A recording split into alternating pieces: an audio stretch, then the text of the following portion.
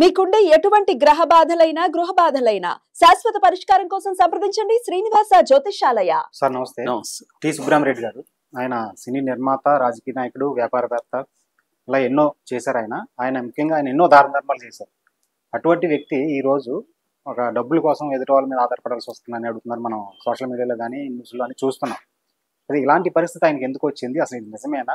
ఆయన బయోగ్రఫీ గురించి క్లుప్తంగా చెప్పండి, మీరు ఏం చెప్తారు? ముందుగా ఆయన బయోగ్రఫీ కొద్దిగా క్లుప్తంగా చెప్పి తర్వాత, ఎందుకంటే అది అర్థమైతే ఇది అర్థమవుతుంది మనకి. సో ఆయన ఎట్లా ఎదిగాడు, ఆయన బ్యాక్గ్రౌండ్ ఏంటి. తిక్కవరపు సుబ్బరామిరెడ్డి, ఆయనది నెల్లూరులో పుట్టాడు. ఆయన బాబురెడ్డి వాళ్ళ నాన్న, వాళ్ళ అమ్మ రుక్మిణి రెడ్డి. ఈయన వచ్చి ప్రముఖ కమెడియన్ రమణారెడ్డి అన్న కొడుకు అనమాట. వీళ్ళ నాన్నకి సొంత తమ్ముడే రమణారెడ్డి. సో ఇతనికి చిన్నప్పటి నుంచి కూడా వీళ్ళ అమ్మ ఇన్ఫ్లుయెన్స్ ఎక్కువ, వీళ్ళ నాన్న పెద్దగా పట్టించుకోలేదు. వీళ్ళ అమ్మే గైడ్ చేసింది అతన్ని.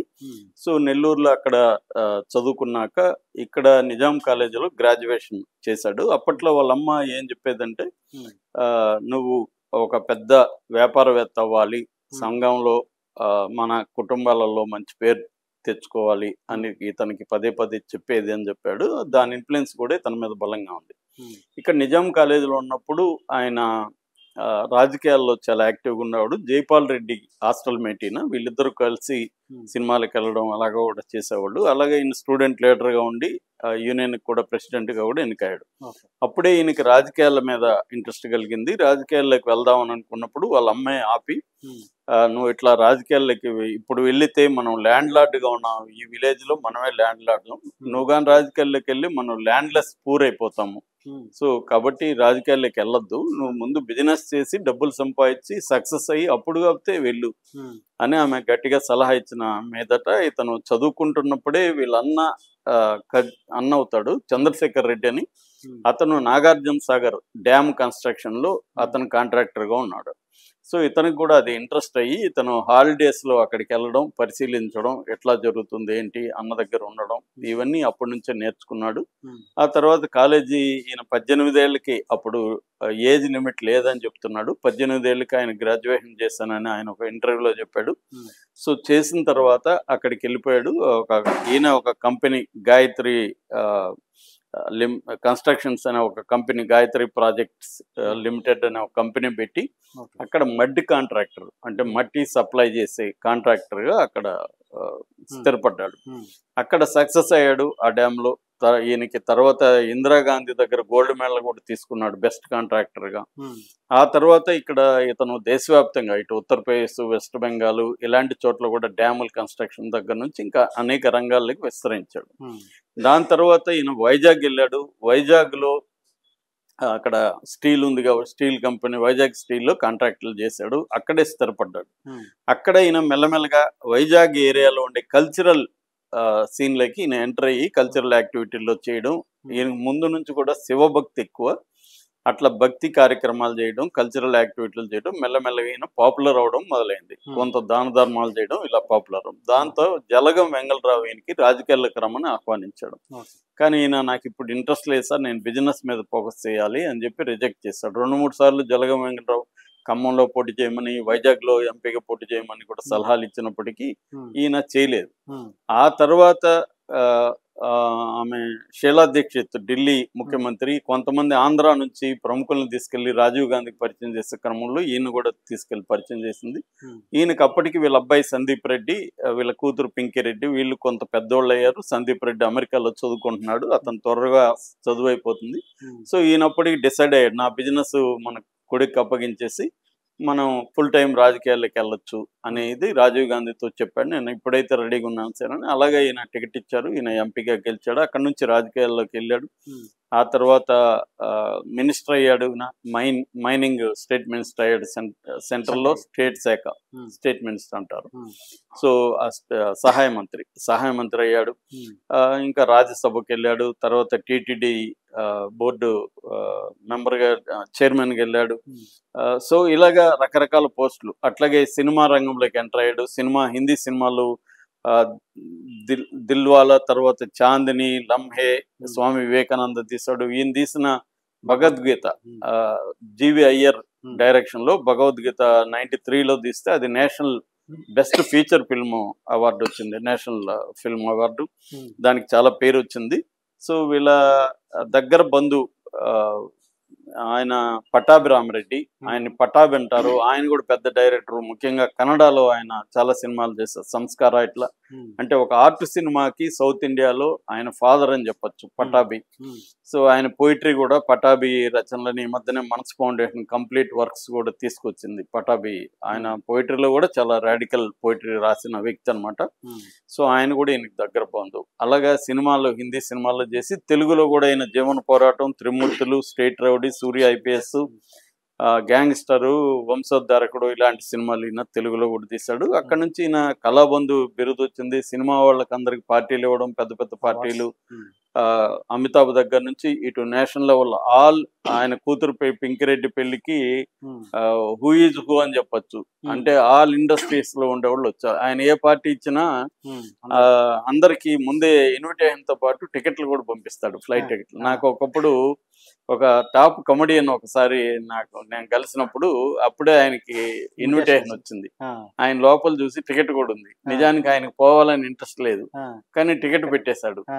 అప్పుడు నాతో సరదాగా అన్నాడు, ఈ శాడిస్ట్ చూడండి సార్, టికెట్ పంపిస్తాడు అంటే నేను ఇప్పుడు రిజెక్ట్ చేయలేను, అంటే మనకి ఛాయిసే లేదు, రావాల్సిందే, అట్లుంటా సార్ వ్యవహారం నవ్వుతూనే అన్నాడు. కానీ వాళ్ళకి కూడా బాధగా ఉంటది కానీ ఇప్పుడు చాలా మంది పోలేరు, అంటే వాళ్ళకి ఏదో పని ఉండదు, లేదా పని ఉంటది ఇంకోటి, కానీ టికెట్లు కూడా పెట్టేస్తారు. 2 and 4 టికెట్, ఫ్లైట్ టికెట్ కూడా పెట్టేసి పంపిస్తారు అనమాట ఇన్విట్. ఆ స్థాయిలో ఈయన గ్రిప్ ఉంటది అనమాట. సో ఆ స్థాయిలో ఈయన చేశాడు, యాక్టివిటీస్ చేశాడు. ఆ తర్వాత వీళ్ళ వియ్యంకుడు కూడా ప్రముఖ బిజినెస్ మ్యాన్, జీవి కృష్ణారెడ్డి, జీవికే వాళ్ళది. వీళ్ళకి ఇంకా మనకి తెలుసు, వీళ్ళ ఎయిర్పోర్ట్స్ దగ్గర నుంచి అనేక రకాల హోటల్స్ దగ్గర నుంచి తాజ్ కృష్ణ కూడా వీళ్ళదే. అలాగే అనేక రంగాల్లో వీళ్ళ కొడుకు సంజయ్కి పింకిరెడ్డి పెళ్లి జరిగింది వాళ్ళిద్దరికి.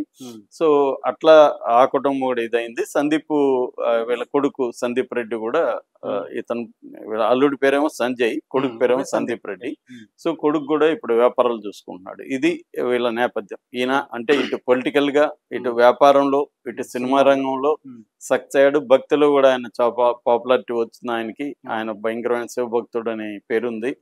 సో అలాంటి అన్ని రంగాల్లో ఒక ప్రముఖుడిగా ఎదిగిన సుబ్బరామరెడ్డి మీద గత 2 రోజుల నుంచి ఒక వార్త ఏమొస్తుందంటే, ఈయన దివాలా తీసేశాడు, ఈయన ఒకప్పుడు ఇచ్చే చెయ్యి ఇప్పుడు పుచ్చుకునే చెయ్యిలాగా అయిపోయింది, అడుక్కునే పరిస్థితిలోకి వెళ్ళిపోయాడు అనే ఒక వార్తలు వస్తున్నాయి. దీనికి ప్రధాన కారణం ఏంటంటే, ఫస్ట్ వచ్చి ఒక పెద్ద మోసం. అంటే దాదాపు 108 కోట్లు మోసం చేశారు వీళ్ళ భార్యని. అంటే ఆమె ఒకదానికి ఇదిగా ఉంది కంపెనీకి, జిపిఎల్ గాయత్రి ప్రాజెక్ట్ లిమిటెడ్. వాళ్ళకి ఏమైందంటే, ఆమెకు ఒక 11,50,00,000 అప్పు కావాల్సి వచ్చింది ఒక ప్రాజెక్ట్ కి. దాంతో వాళ్ళు ఫైనాన్స్, నాన్ బ్యాంకింగ్ ఫైనాన్స్ అంటారు, ఈ నాన్ బ్యాంకింగ్ ఫైనాన్స్ కంపెనీలని కాంటాక్ట్ చేశారు. అప్పుడు ఛాంపియన్ ఫిన్సెక్ అనే ఒక కంపెనీ ఉంది, సిఎఫ్ఎల్ అంటారు. ఈ సిఎఫ్ఎల్ అనే కంపెనీ ముంబైలో, హైదరాబాద్ లో బ్రాంచెస్ ఉన్నాయి. వాళ్ళని కలిశారు. వాళ్ళు మేము మీకు లోన్ ఇప్పిస్తాము, అయితే మాకు మీ కంపెనీ షేర్లు తాకట్టు పెట్టండి అని అడిగారు. సో వీళ్ళు 69,63,000 షేర్లని తాకట్టు పెట్టారు. అప్పట్లో ఒక షేర్ వాల్యూ 33 రూపాయలు. సో మొత్తం షేర్లు వచ్చి 69 లక్షలు ఉంటే అందులో 3,25,000 షేర్లు తాకట్టు పెట్టారు. సో దీని వాల్యూ దాదాపు 105 crores అనమాట. తాకట్టు పెట్టినాక వీళ్ళు ఏంటంటే, ఈ 11 కోట్లు లోన్ ఇవ్వలేదు, ఈ షేర్లు మాత్రం అమ్మేసుకున్నారు వీళ్ళకి చెప్పకుండా. ఎందుకంటే వీళ్ళ పేరుతో ట్రాన్స్ఫర్ చేశారు. మన ఈ మధ్యకాలంలో అప్పులు ఎలా ఇస్తున్నారు చాలా మంది, ల్యాండ్ మీకు 10 ఎకరాలు ఉంది, 10 ఎకరాలు నాకు ల్యాండ్ రిజిస్ట్రేషన్ చేస్తే నేను 10 కోట్లు 20 కోట్లు మీకు అప్పిస్తా, నా పేరుతో మీరు ల్యాండ్ రిజిస్ట్రేషన్ చేయాలి. సో అట్లా ఇస్తున్నారు అప్పులు ఈ మధ్య. సో నా పేరుతో ఉంది కాబట్టి నేను ఎవరికైనా అమ్ముకోవచ్చు, రిజిస్ట్రేషన్ నా పేరుతో ఉంది. అలా వీళ్ళు కూడా ఏంటంటే ఆ షేర్లు వీళ్ళకి బదిలీ చేసేసారు, వీళ్ళు అమ్మేసుకున్నారు. సో 100 crores లాస్ వచ్చింది. వీళ్ళు పోలీస్ కంప్లైంట్ ఇచ్చారు. అందులో హర్షవర్ధన్, బాలు భీమ్ అని ఇద్దరిని పట్టుకొచ్చారు. తానే నుంచి పోలీసులు అరెస్ట్ చేశారు, కేసు అయింది. కానీ పెద్ద ఈ ఫైనాన్షియల్ స్కామ్ కేసుల్లో వాళ్ళకి కూడా తెలుసు మనం అరెస్ట్ అవుతామని. ఇప్పుడు 105 కోట్లు సంపాదించిన వాళ్ళు 5 కోట్లు ఖర్చు పెడితే బయటపడతారు. అంతకంటే ఎక్కువ కూడా పెట్టాల్సిన వల్ల సుప్రీంకోర్టు లాయర్లు దిగుతారు, వాటికి ఏం ప్రూఫ్లు ఉండవు. సో నేను అది డబ్బులు ఇచ్చుకున్నాను అనొచ్చు, లేకపోతే ఇంకేదో నేను ఫేవర్ చేస్తే నాకు రాశారు అన్నట్టు ఏదైనా చెప్పొచ్చు. అలాగా అది జరిగింది దాంట్లో వాళ్ళకి. కాకపోతే 105 కోట్లు మోసపోయినంత మాత్రాన వీళ్ళు దివాలా తీస్తారా అనే అనుమానం రావచ్చు. దానికి దీనికి సంబంధం లేదు. కానీ వీళ్ళ కంపెనీ వ్యాపారాల్లో నష్టాలు రావడం, ఈయనంతా కూడా ఈ పనులలో ఉండడం, కంపెనీని ఎప్పుడో వదిలేశారు, ఈయన వ్యాపారాన్ని ఎప్పుడో వదిలేశారు, కొడుకు చూస్తున్నాడు, కొడుకు మేబీ ఇబ్బందులు వచ్చాయి. సో దాంట్లో వీళ్ళకి ఏమైందంటే ముఖ్యంగా BOM అంటారు. BOM అంటే బ్యాంక్ ఆఫ్ మహారాష్ట్ర, అట్లాగే BOB, తర్వాత SBI, ఈ బ్యాంకులు ఈయన మీద కేసులు వేసాయి. NCLTలో అంటే నేషనల్ కంపెనీ లా ట్రిబ్యునల్లో దివాలా పిటిషన్లు వేశారు. అంటే దివాలా పిటిషన్లు వేయించమని అడిగారు. ఎందుకంటే దాదాపు 5,000 కోట్లు 6,000 కోట్లు వీళ్ళు ఎగ్గొట్టారు బ్యాంకులకి లేకపోయాయి. బ్యాంకులకి కొన్ని కంపెనీలకు కూడా, Kataria industries private limited, Kunal కొంచెం ప్రైవేట్ లిమిటెడ్, కెనరా బ్యాంకు, ఇందాక చెప్పిన ఇవన్నీ ఈ బ్యాంక్స్, వీటన్నిటికీ వీళ్ళు డబ్బులు తీసుకొని 6,000 కోట్ల వర్త్తో ఎగ్గొట్టారు. మామూలుగా చాలా మంది ఎగ్గొట్టిన వాళ్ళు మనం రాజకీయాల్లో చూస్తూనే ఉన్నాం. రఘురామకృష్ణరాజు ఉన్నాడు, సృజనా చౌదరి ఉన్నారు, సీఎం రమేష్ మీద కూడా ఆరోపణలు వచ్చాయి. ఇలాగ చాలా మంది ఉన్నారు. కాకపోతే వాళ్ళు ఏంటంటే అధికార పార్టీ BJPలో ఉంటే మిస్టర్ క్లీన్ అయిపోతారు, వాళ్ళని ఏ బ్యాంకులు ఏం చేయలేవు. మనకి చాలా మంది తెలుసు, నీరవ్ మోడీ దగ్గర నుంచి మనకి మల్యా దగ్గర, విజయ్ మల్యా దగ్గర నుంచి దాదాపు 20 లక్షల కోట్లు ఇలాగా వీళ్ళకి బ్యాంకులు ఇచ్చేసి రాలేదు అవి. సో కానీ అధికారం ఈయనకి మేబీ ఈయనకి ఇప్పుడు ఈయన కాంగ్రెస్ పార్టీలో ఉన్నాడు, BJPతో అంత సంబంధాలు లేకపోవచ్చు, పైగా ఈయనకి ఏజ్ అయిపోయింది, ఈయన అవసరం ఇప్పుడు ఎవరికి లేదు. కాబట్టి ఏ ప్రభుత్వం కూడా, ఏ పొలిటికల్ పార్టీ కూడా ఈయనకి అండగా నిలిచే పరిస్థితి లేదు. కాబట్టి ఇప్పుడు ఆ దివాలా అయినప్పుడు ఏమవుతుంది, మొత్తం ఆస్తులన్నింటినీ కూడా కంపెనీలు ఈ NCLT కిందకి వెళ్ళిపోతాయి. సో ఎందుకంటే 6,000 కోట్ల వర్త్ ఈయన ఆస్తులు లేవు. అప్పుడు ఏమైపోతుంది, నేచురల్ గా ఆస్తులు అప్పులు బ్యాలెన్స్ అయినప్పుడు దివాలా అయిపోతుంది. అలాగే ఈయన దివాలా అయిపోయింది. నిజంగా చాలా మంది డబ్బున్న వాళ్ళు ఏం చేస్తారంటే తమ ఆస్తుల్ని కొన్నిటిని బినామీలు పెడతారు ఇట్లాంటి వాటికి. రేపు ఎప్పుడన్నా జప్తు చేసినా అవి సేఫ్ గా ఉంటాయి. అలాగే ఏమన్నా ఉండొచ్చు, చెప్పలేము మనం. అంత దివాలా తీసేసాడని మనం అంటే ఏదో అడుక్కుంటున్నాడు అన్న యాంగిల్లో మన వాళ్ళు యూట్యూబ్ ఛానల్ పెడతారు, కానీ అది వాస్తవం కాకపోవచ్చు. నేను ఒక 2-3 years బ్యాక్ ఈయన కలిసి వేరే చిన్న పని ఉంటే నన్ను ఎవరో పంపించారు ఈయనకి.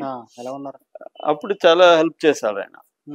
పక్కకు తీసుకెళ్ళి నన్ను ఎలా డీల్ చేయాలి, వాళ్ళతో ఎలా నువ్వు పోయి మాట్లాడు, ఇట్లా చెప్పు, అది చెప్పించారు, అది పని అయింది కూడా. సో అలా ఈయన నమ్మిన వాళ్ళకి హెల్పింగ్ నేచర్ ఉన్నట్టే ఉంది. కాకపోతే ఈయన మీద విమర్శలు కూడా ఏంటంటే ఈయన దానాల్లో చెక్కులు ఇచ్చేస్తాడు, అవి చెక్కులు ఇవి కావు అనేది కూడా విమర్శ ఉంది. దాన్ని రాధాకృష్ణ ఇంటర్వ్యూలో కూడా, ఓపెన్ హార్ట్ లో కూడా డైరెక్ట్ గానే అడిగాడు. ఈయన దానికి ఏదో సమాధానం చెప్పాడు కూడా, అవన్నీ అబద్ధాలు అని చెప్పావు. అట్లాగే ఈయన మీద చాలా నెగిటివిటీ ఉందంటే అవన్నీ కూడా ఆయన్ని అడిగాడు రాధాకృష్ణ. సో ఏదేమైనా ఆయన కంపెనీలు అయితే దివాలా తీసినాయనేది వాస్తవమే, ఆయన లాస్ లో ఉన్నాడు అనేది వాస్తవమే. అంత మాత్రం అడుక్కున్నా అన్న స్థాయిలో మాట్లాడడం కరెక్ట్ కాదు. ఖచ్చితంగా ఆయనకుండే ఏర్పాట్లు ఆయనకుంటాయి. ఇప్పటికీ జీవికే వాళ్ళు చాలా ఇదిగా ఉన్నారు, వాళ్ళ అల్లుడు వాళ్ళు. సో ఆ రకమైన హెల్ప్ దొరకచ్చు వాళ్ళకి. కాకపోతే ప్రజెంట్ అయితే కండిషన్ అయితే బ్యాడ్ అని చెప్పొచ్చు. అంటే దివాలా తీసిన వాళ్ళందరూ అడుక్కుంటున్నారు కాదు, దివాలా చాలా మంది ఏం చేస్తారు, కావాలనే దివాలా పిటిషన్ వేస్తారు. ఐపీ పెట్టాడు అంటాం. ఐపీ అంటే ఇన్సాల్వెన్సీ పిటిషన్. సో ఈ ఇన్సాల్వెన్సీ పిటిషన్ మా ఏరియాలో, నేను మదనపల్లి, చిత్తూరు జిల్లా చాలా మందిని చూస్తాను. అప్పులు తీసుకుంటారు ప్లాన్ గా, తర్వాత వీళ్ళ పేరుతో ఆస్తులు లేకుండా చూసుకొని ఇన్సాల్వెన్సీ వేసేస్తారు ఈ అప్పులు ఎగ్గొట్టని. వీళ్ళేమో మంచి కార్లలో రిచ్ గానే తిరుగుతుంటారు. కాబట్టి ఈయన ఇన్సాల్వెన్సీ పిటిషన్ పెట్టినంత మాత్రాన ఈయన రోడ్డు మీదకి వచ్చేసాడు, అడుక్కుంటున్నాడు అని చెప్పలేము. కాకపోతే వ్యాపారం అయితే బాగా నష్టాల్లోకి వెళ్ళిపోయింది అనేది చెప్పొచ్చు. Thank you.